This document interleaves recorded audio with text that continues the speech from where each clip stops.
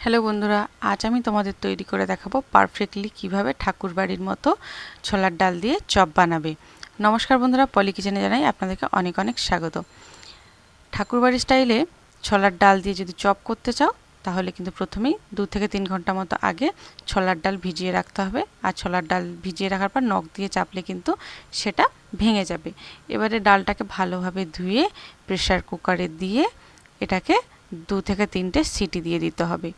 আর এর সাথে লাগছে আলু, যেহেতু আমি আলু দিয়ে এই চপটা তৈরি করব, ওপরের কোটিংটা কিন্তু আলুর থাকবে, তার জন্য এখানে আলু ধুয়েও দিয়ে দিয়েছি। আর অবশ্যই আলুগুলো একটু ছালটা ছাড়িয়ে একটু যদি চিড়ে দেন তাহলে কিন্তু খুব তাড়াতাড়ি এটা সিদ্ধ হয়ে যায়। আমি কিন্তু আলুগুলোকে চিড়ে দিয়েছি। এবারে এটা সিদ্ধ বসিয়ে দিয়েছি। এবারে এখানে কিছু মশলা লাগছে, তার জন্য প্রথমেই এখানে লাগছে গ্রেট করে রাখা আদা, চপ করে রাখা 3টে মতো পেঁয়াজ, নারকেল কোড়া, কিশমিশ আমি ছোট ছোট টুকরো করে কেটে নিয়েছি, আর লঙ্কা কুচি আর গরম মশলা গুঁড়ো। এরপরে কিন্তু এবার এটাকে ভেজে নেওয়ার পালা। তার জন্য এখানে কড়াইতে আমি দিয়ে দিয়েছি 2 চামচ মতো ঘি। ঘিটা দেওয়ার পর ভালোভাবে ঘিটা কড়ার চারপাশে লাগিয়ে নিতে হবে। তারপরে পেঁয়াজটাকে এখানে দিয়ে দিতে হবে। পেঁয়াজটা এখানে আমি দিয়ে দিলাম। পেঁয়াজটা দেওয়ার পরে একটু ভালোভাবে নেড়েচেড়ে নিতে হবে। তারপরে দিয়ে দেবো আমি গ্রেট করে রাখা আদাটা দিয়েও ভালোভাবে আমি এটাকে একটু মিশিয়ে নেব। আর এই ঘিয়ে যখন কিন্তু এগুলো ভাজা হবে, এই মশলাগুলো, এর কিন্তু গন্ধটা দারুণ উঠবে। একেবারে ঠাকুরবাড়িতে কিন্তু এইভাবেই তৈরি করা হয়। এবারে আমি একে একে কিশমিশ, লঙ্কা, কাঁচা লঙ্কা কুচানো আর দিয়ে দেব এই যে আমি নারকেলটা। সমস্ত উপকরণ দিয়ে দেওয়ার পরে একটু ভালোভাবে নেড়ে চেড়ে নেব।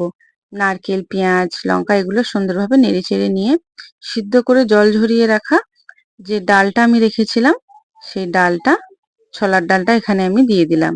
ছোলার ডালটা দেওয়ার পরে কিন্তু এটা আবার সুন্দরভাবে একটু এই মশলার সাথে মিশিয়ে নিতে হবে। আর স্বাদটা ঠিকঠাক করার জন্য দিয়ে দিতে হবে সামান্য পরিমাণে লবণ। আমি কিন্তু ডাল সিদ্ধ করার সময় লবণ দিইনি।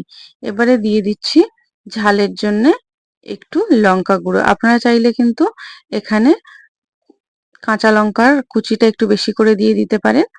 আর শুকনো লঙ্কা গুঁড়োর পরিবর্তে এখানে কিন্তু কাশ্মীরি লঙ্কার গুঁড়ো ব্যবহার করতে পারেন। তারপরে সমস্ত উপকরণ একটু ভালোভাবে নেড়ে চেড়ে নেব।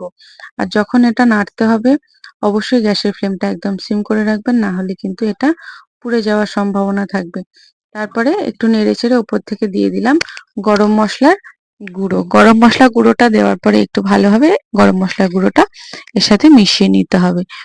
এটা কিন্তু সম্পূর্ণ রেডি হয়ে গেছে। দেখুন কতটা সুন্দর দেখতে লাগছে। এবারে এটা একটু নাড়িয়ে চাড়িয়ে এটাকে একটা পাত্রে নামিয়ে নেব। তারপরে যে আলুটা আমি সিদ্ধ করতে দিয়েছিলাম সেই আলুটা কাঁটা চামচ দিয়ে, এরকম কাঁটা চামচ দিয়ে এটাকে ভালোভাবে ম্যাশ করে নিতে হবে। আপনাদের কাছে ম্যাশার থাকলেও ম্যাশার দিয়েও ম্যাশ করে নিতে পারেন। আর একদম যেন ডেলা ভাব না থাকে, ডেলা ভাব থাকলে কিন্তু ভালো লাগবে না। ডেলা ডেলা আলুর ডেলা ডেলা মুখে পড়লে তখন কিন্তু খেতে একদম বাজে লাগবে। দুর্দান্ত এই রেসিপিটি কিন্তু ঝটপট বাড়িতে বানিয়ে ফেলতে পারেন। খুব অল্প সময় এবং অল্প উপকরণে এটা তৈরি হয়ে যায়। আর এটা খেতেও কিন্তু দুর্দান্ত লাগে। আলুটা ম্যাশ করা হয়ে গেছে। এবারে সামান্য পরিমাণে আমি এখানে লবণ দিয়ে দিলাম, স্বাদ অনুযায়ী লবণ দেওয়ার পরে এটাকে ভালোভাবে আবার একটু হাত দিয়ে মাখিয়ে নিতে হবে। আপনারা চাইলে কিন্তু এটা কড়াই ফেলে একটু নেড়েও নিতে পারেন। আর আলুর ভিতরে যেন একদম ডেলা ডেলা ভাব না থাকে। এবার আলুটা ভালোভাবে মাখিয়ে নেব। মাখিয়ে কিন্তু আমি 10টা লেচি করে রেখে দিয়েছি। আর এখানে আমি নিয়ে নিয়েছি দুধ, হাফ কাপ মতো দুধ নিয়েছি। এবার এটা একটা ব্যাটার রেডি করব। ব্যাটার রেডি করে এর ভিতরে আমি দিয়ে দিলাম ময়দা। ময়দাটা দেওয়ার পরে ভালোভাবে ময়দাটা এর সাথে মিশিয়ে নিতে হবে। হাফ কাপ দুধের সাথে হাফ কাপ ময়দা দিতে হবে। যতটা পরিমাণে দুধ নেবেন ঠিক ততটা পরিমাণে ময়দা দিয়ে বেশ একটু গাঢ়ত্ব মতো একটা ব্যাটার তৈরি করে নিতে হবে।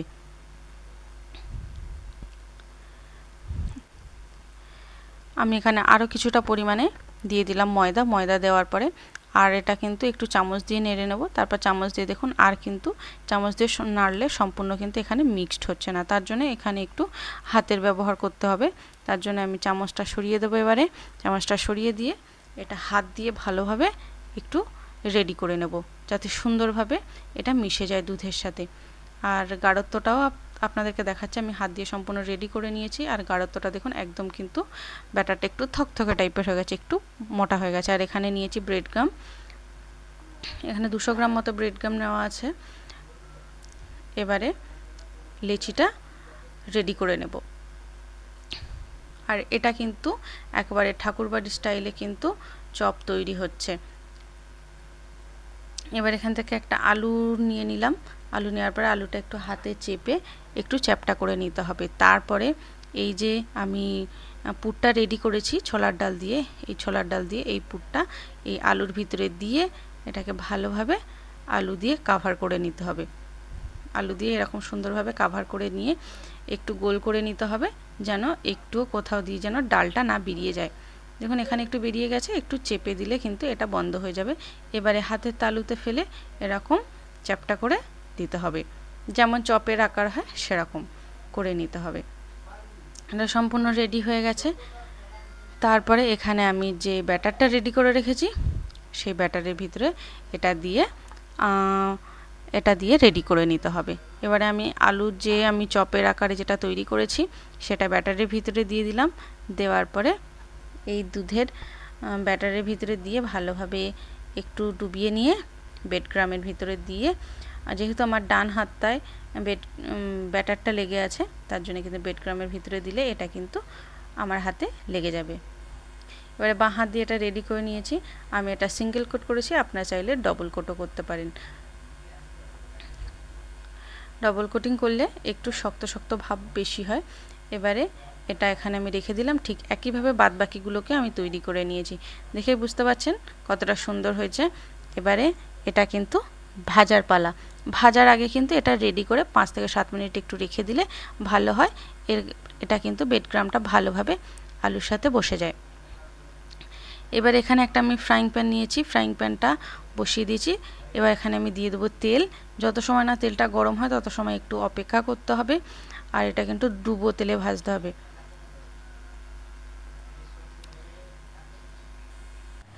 তেলটা এখানে ভালোভাবে গরম হয়ে গেছে। তারপরে আমি একটা করে চপ তেলের ভিতরে দিয়ে ভালোভাবে এটা ভেজে যত সময় না গোল্ডেন ব্রাউন হয় তত সময় এটা সুন্দরভাবে ভেজে নিতে হবে। যেহেতু এটা আমি ওপরে কাঁচা আলু দিয়েছি তার জন্য কিন্তু একটু বেশি সময় ধরে ভাজলে কিন্তু টেস্টটা একটু ভালো লাগবে। আর অবশ্যই যখন এটা ভাজবেন তেলটা গরম হয়ে যাওয়ার পরে এটা কিন্তু একটু মিডিয়াম করে দিতে হবে। এটা আমি উল্টে দিয়েছি, দেখুন এই সাইডে কিন্তু গোল্ডেন কালার চলে এসেছে। আরও একটু আমি এতে কালার আনার জন্য আরও কিছু সময় আমি গরম তেলের ভিতরে এটা রেখে এটাকে সুন্দরভাবে ভেজে নেব। দেখুন এটাকে আবার একটু আমি উল্টে দেব। যেহেতু আমি এটা ফ্রাইং প্যানে ভাজছি তার জন্য একটু প্রবলেম হচ্ছে উল্টাতে। এই সাইডটাও গোল্ডেন ব্রাউন হয়ে গেছে। এবারে আরও একটু সময় আমি এটা, যত সময় না এটা আর একটু কালার হচ্ছে তত সময় কিন্তু এটা ভালোভাবে ভেজে নিতে হবে।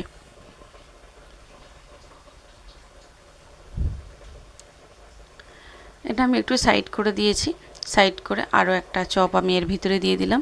আর দেখুন কিন্তু একদম কিন্তু দোকানের মতো এই চপগুলো ফুলে উঠেছে। আর ওপর থেকে একটু তেল এইভাবে হালকা একটু ধাক্কা দিয়ে দিয়ে ওপরে একটু তেল ছড়িয়ে দিলে কিন্তু ব্রেডক্রামটা ছেড়ে যাওয়ার ভয়টা একটু কম থাকে। আর এটা কিন্তু বেশ মচমচে হয়ে গেছে। এর কালারটাও দেখে বুঝতে পারছো কতটা সুন্দর হয়েছে। এই রকমভাবে কিন্তু বাড়িতে ঝটপট বানিয়ে ফেলতে পারো ঠাকুরবাড়ির স্টাইলে এই ছোলার ডাল দিয়ে আলুর চপ। এটা সুন্দরভাবে ভাজা হয়ে গেছে। এবার এটা একটা পাত্রে আমি তুলে রেখে দিলাম।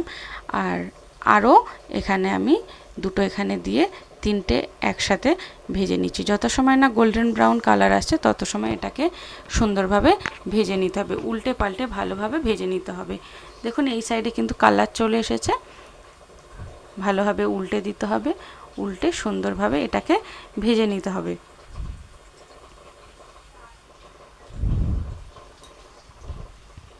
দেখুন এটাও এখানে ভাজা হয়ে গেছে, একটা একটা করে ভেজে আমি এখানে তুলে নিচ্ছি। আর এর ভিতরে কিন্তু একটুও তেল নেই, দেখে বুঝতে পারছো একটুও কিন্তু তেল এখানে যাচ্ছে না। যেটুকু এর গায়ে তেল আছে অতটুকুই তেল আছে। এটা তুলতে অসুবিধা হচ্ছে, তার জন্য আমি এখানে দুটো খুন্তি ব্যবহার করছি। এখানে আমি সাইড করে আরও একটা দিয়ে দিলাম। দেওয়ার পরে এটাকে এবারে তুলে নেব।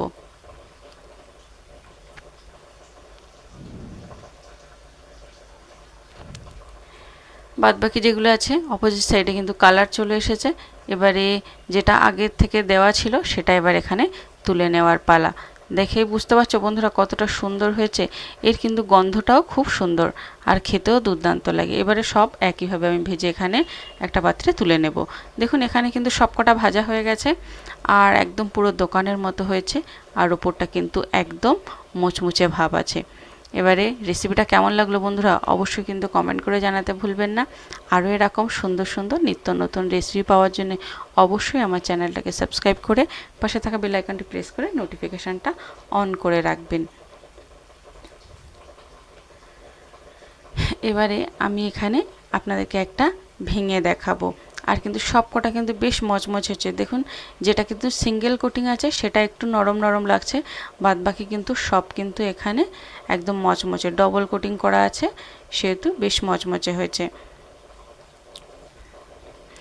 এবারে এটা আমি আপনাদেরকে ভেঙে দেখাচ্ছি ভিতরটা ঠিক কতটা সুন্দর হয়েছে। আর যদি আলুটা একটু কষে নেন তাহলে কিন্তু এটা টেস্ট আরও সুন্দর হবে। এখানে আমি আলু কষে নিইনি, আমি এমনি আলুটা শুধু লবণ দিয়ে সুন্দরভাবে মেখে নিয়েছি। দেখো ভিতরে কিন্তু ছোলার ডালের পুরটা দেখা যাচ্ছে আর ঠিক কতটা সুন্দর লাগছে। এই রকম কিন্তু বৃষ্টির সময় সন্ধেবেলা চায়ের সাথে কিন্তু এটা দারুণ লাগবে। তাহলে সবাই ভালো থেকো, সুস্থ থেকো। আবার একটা নতুন রেসিপি নিয়ে খুব শিগগিরই আপনাদের সামনে আমি হাজির হব। বাই।